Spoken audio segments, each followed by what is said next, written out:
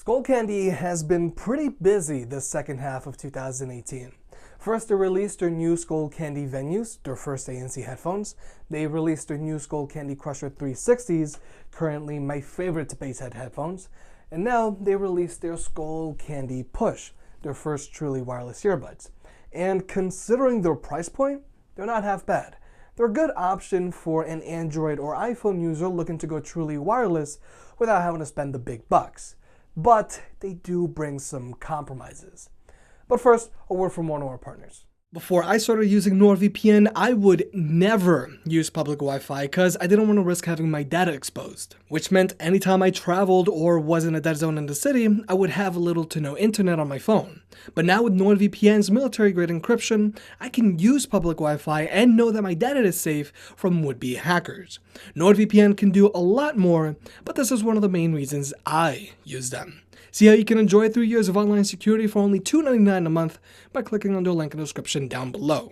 The new Skullcandy Push truly wireless earbuds have a retail price of $130, but on launch day they're already on sale for $100, so take that as you will. Personally, I do hope the Skullcandy Push continue to go for $100 because there are a lot of other companies starting to put out more truly wireless earbuds at sub-$100 price points, namely Jam, JLab, and Anker. And for comparison's sake, the Apple AirPods have a retail price of $160.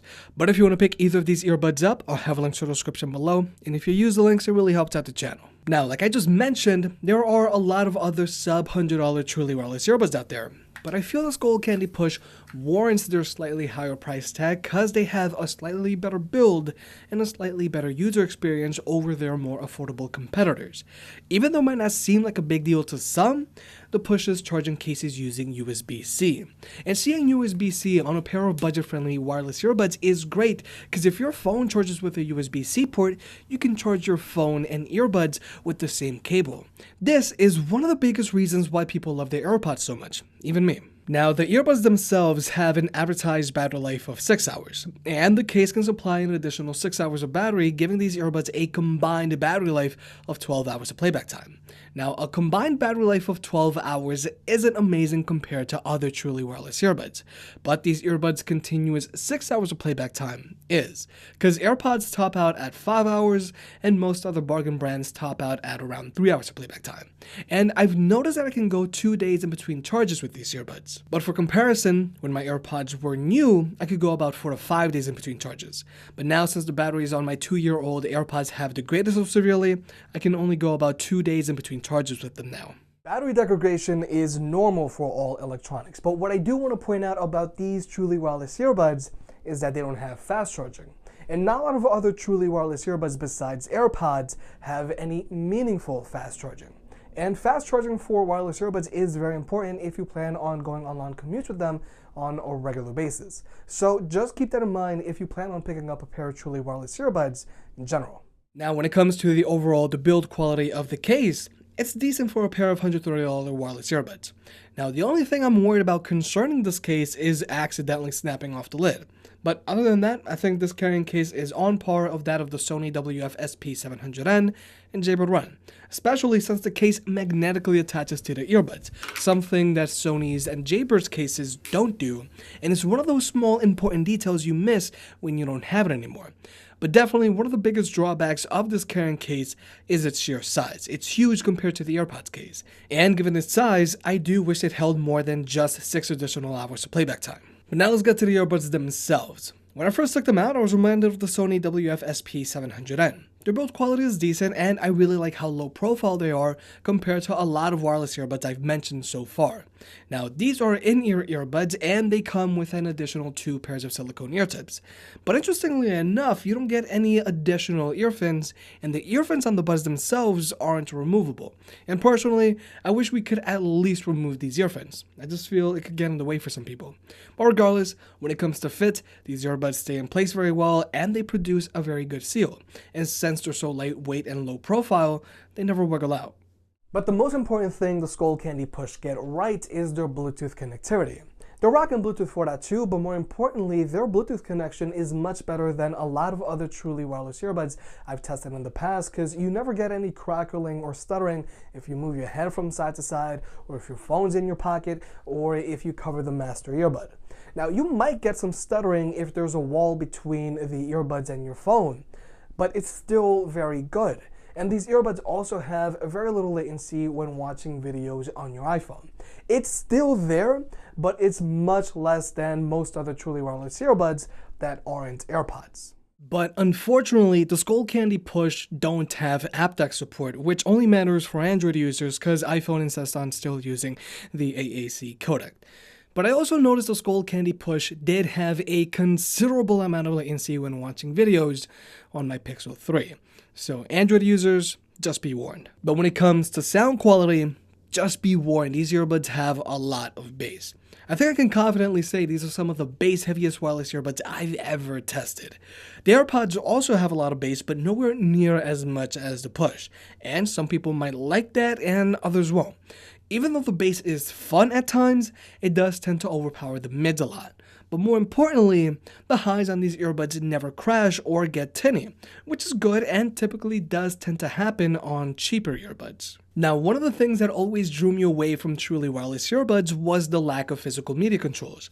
You always ended up only having partial media controls and had to rely on your voice assistant to do the rest, which isn't always the most efficient. But Skullcandy tried their best to give you full media controls with their new earbuds by having a multi-purpose button on each earbud.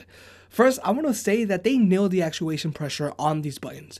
You don't have to press too hard on these buttons to get them to work, which means they don't dig into your ear canal like the Jaybird Run do, which is good. Now, you can play or pause your music by pressing once on either earbud, and you can adjust the volume up by double pressing on the right earbud.